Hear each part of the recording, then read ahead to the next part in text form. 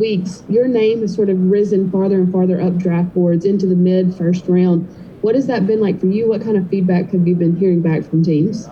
Really, the feedback from teams have been like very positive. Like they telling me like how interested they is, like the stuff that I should definitely work on. You know what I'm saying? Stuff like that, like things to improve really. So I feel like everything going good so far. Are there certain teams that you? Sorry, my phone's going off.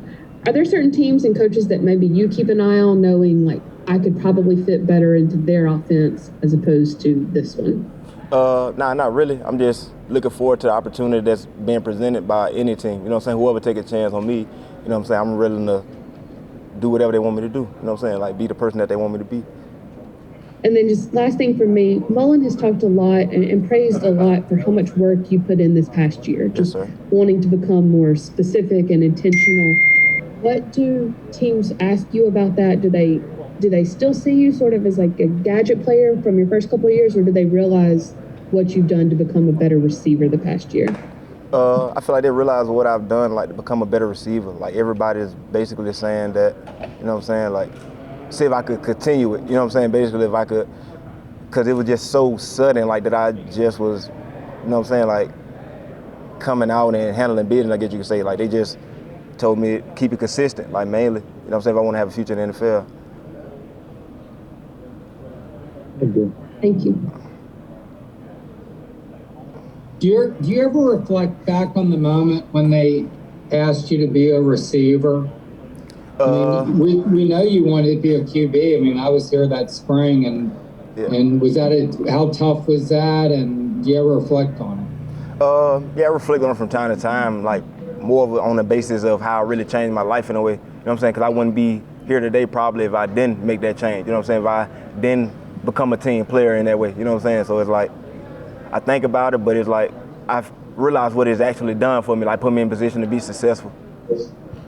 You know, after the SEC title games, we didn't get you much last season. Yeah.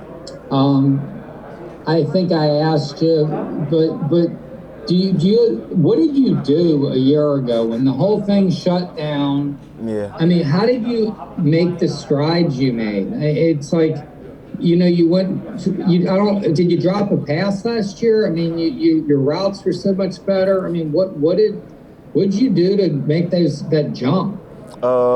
Really, I feel like it was just opportunity. You know what I'm saying? Like I just took advantage of the opportunity that was given. You know what I'm saying? Like if I'm out here to make a play, like I got to make it every time. Like you got to stay consistent. You know what I'm saying? Like it was more of that kind of build up throughout the whole year. It was more of I know exactly what I got to do. Like as far as putting in work on the field, watching film, you know what I'm saying, locking in with Kyle Trask, like different workouts and stuff, you know what I'm saying? It took a lot to really transition to where I am, but you know what I'm saying, I ain't looked back ever since. You kind of shook your head because I was having a debate with one of the other writers who remain nameless. Did you drop a pass last year? No, not that I know of. Not that I know of. I try to catch everything. I don't think I dropped the pass. I don't think you did either. Thank you, man. Yeah, no problem.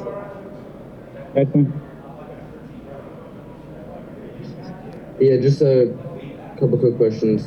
Just could you reflect on your performance today, just in the 40, vertical jump and the broad jump? How do you think you did today? And how do you think it kind of affected how teams might look at you in the draft?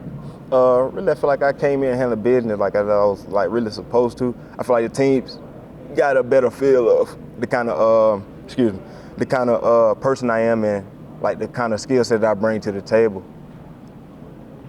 And it's just been a pretty rapid rise for you. You went from kind of on the lower end to the draft boards, now like first or second round. What's it been like, just like going through that ascent and just kind of keeping focused and like making sure you stay grounded, especially with like a lot of season ending, a lot of opportunities outside of that? Well, my mindset is to always stay focused, like no matter what it is. You know what I'm saying? You can never overlook the little stuff. You know what I'm saying? You can never get really complacent with what you're doing. You know what I'm saying? So it's like more of a every day just staying consistent, like just consistency. I guess that's what you could say, like consistent. Appreciate it, man. No problem. Nick? Yeah, KT, just going back about what you just said a little bit about just the opportunity, how much easier is it, you know, your freshman, sophomore year, you might be on the field for 8 plays a game, 10 plays a game. How much easier is it just to be ready when you know, hey, I'm going to be on the field. If the offense is on the field, I'm probably on it as well. It's really, yeah, I feel like I approach like every play this year is a like different opportunity to, you know what I'm saying, like handle business, like whether it was a route or if it was like just blocking. Like I just feel like every play I had to have that drive and that willingness to, you know what I'm saying, put my life on the line for my teammates, you know what I'm saying, like stuff like that. And then at the NFL, everyone wants to make a comparison, you know, whether it's a quarterback, no matter what position, everyone's like, this is the next Tyreek Hill. Yeah. You're the first Kadarius Toney. Yeah, that's how I feel about it. Yeah, that's how I feel.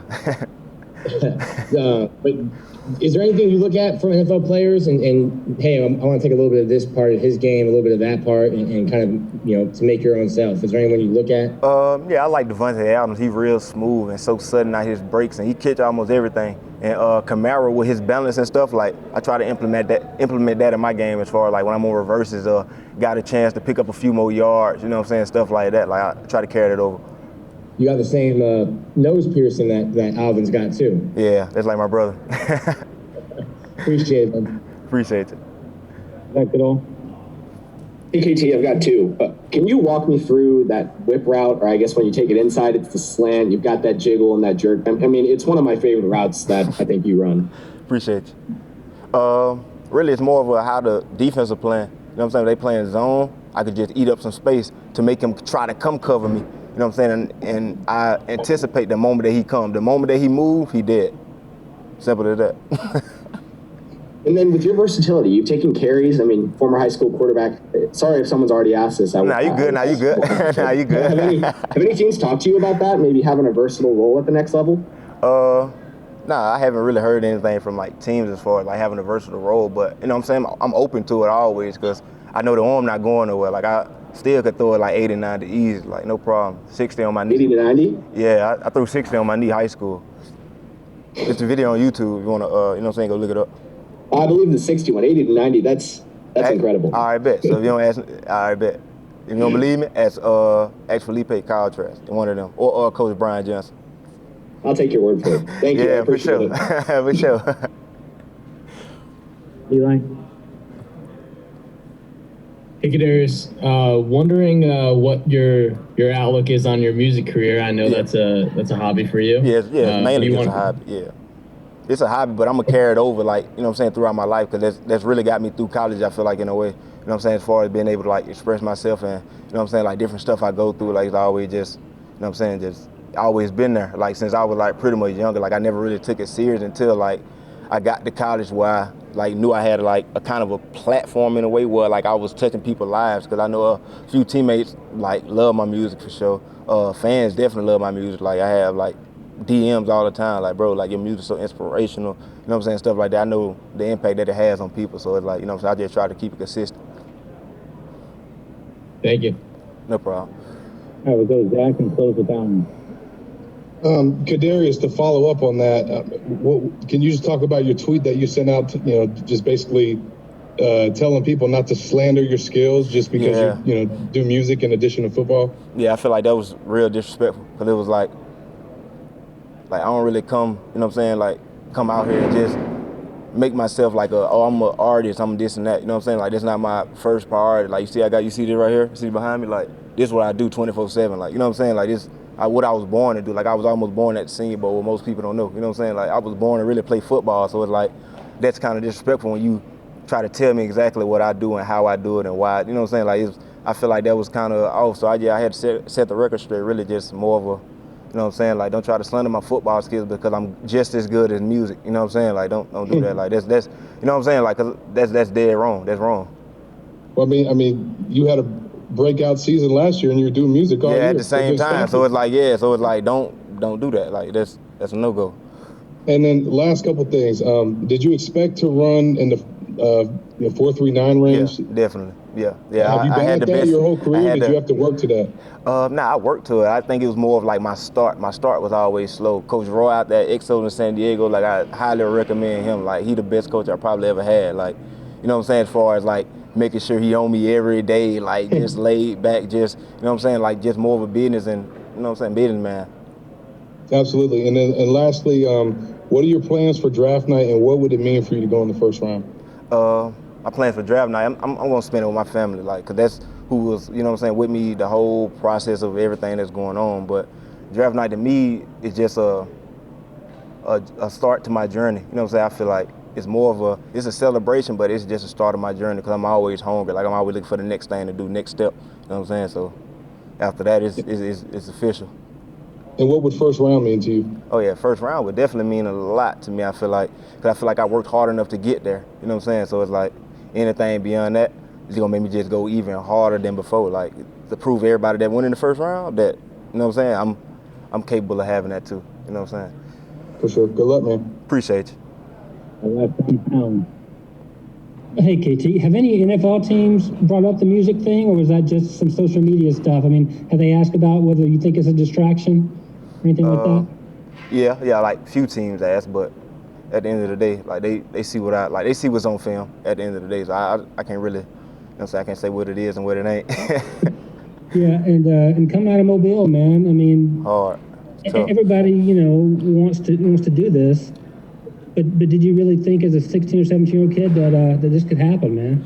Nah, I don't think I did, honestly, because it was more of me trying to figure out what an offer even is. You know what I'm saying? Like it started there, like what do you get in an offer? Like what's that? You know what I'm saying? To I'm actually seeing what I can actually do with my opportunity. And you know what I'm saying? Like as soon as I found out, like I took advantage. Like I just had a lot of good mentors like in my city, like that helped me out. Like for my high school coaches, like Lev Holly, Coach Johnson, Coach Goodwin. You know what I'm saying? Like shout out to them for real, because they really kept me grounded and motivated throughout this whole process. Yeah, and did one more about that recruiting process. I mean, I know it seems like it's forever ago, man, but was going to Florida a good thing to sort of get out from being in Alabama-Auburn territory? I mean, did that help you to get away from home and just focus on a new area, or what?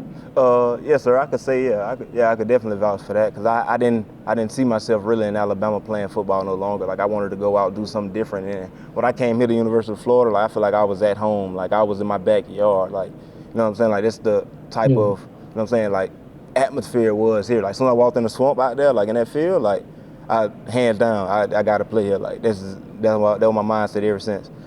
No doubt. And did Coach Billy challenge you or anything in the offseason? I don't know if he's that kind of guy or if he's just watch cut-ups and show you how to get better, but did you have any heart-to-hearts about what it was going to take for you to blow up? Yeah, I feel like he always tell you what it takes to get better. Like he never let a day go by without him trying to get you 1% better each day. Like I really commend him for really just being on me. Like me having him for 3 years probably just like the best 3 years I ever had, honestly. Like I can't, you know what I'm saying, I could really vouch for him. Like if any receiver looking to go to college and be successful, I'd say Florida for real, because Billy Gonzalez, like he really transformed me into what you see today. You know what I'm saying? Like being 3 years up under him, like best experience. I ain't gonna lie. Good deal. Hey, thank you, KT, man. Enjoy the draft. Yeah, no problem. Appreciate you. Thanks, KT.